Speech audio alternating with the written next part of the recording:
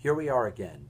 Another high holiday season is about to begin, a time of year that reminds us to always seek forgiveness for the sins that we commit.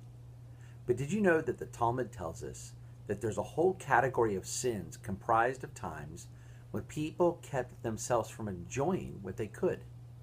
Isn't that incredible? Our tradition tells us that we're actually committing a sin when we could have enjoyed something but didn't. Yeah, that banana split that our diet allows but we resist anyway, it's considered a sin if we do not enjoy it. Sleeping in that morning with our families with breakfast in bed when our work schedule allowed it but we didn't do it, that too is considered a sin. That time we could have gone to our child's baseball game but didn't because we went to a meeting that we really didn't need to be at, that too is a sin. So my question for us is this: why is our tradition telling us that it's a sin not to enjoy ourselves when we can? Perhaps it's telling us this so that we do not live our lives as though we're simply moving from one meeting to the next, from one piece of work to the next, from one burden to the next. Rather, Judaism wants us to live life from one piece of work to a moment of joy, then back to a moment of challenge, and then to a moment of indulgence.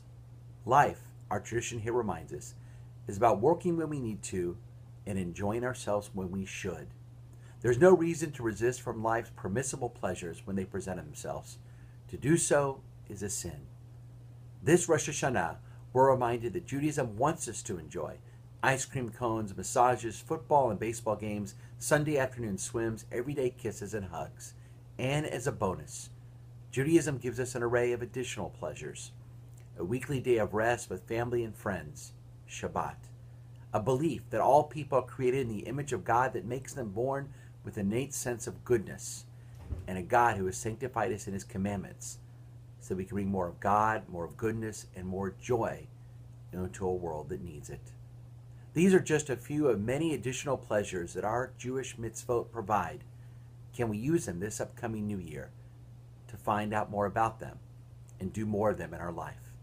May this be a new year for all of us when we enjoy every possible thing that we can, not just because it's a sin not to, but because we're part of a tradition that wants us to live life to the fullest. As God says in the book of Deuteronomy, I have put before you life and death, a blessing and a curse. Choose life. Let us enjoy our lives as the best we can. This is to choose life. May it be a new year that all of us can say, we will uvaharta bechayim, that we will all choose life. Shabbat Shalom and an early Shana Tova.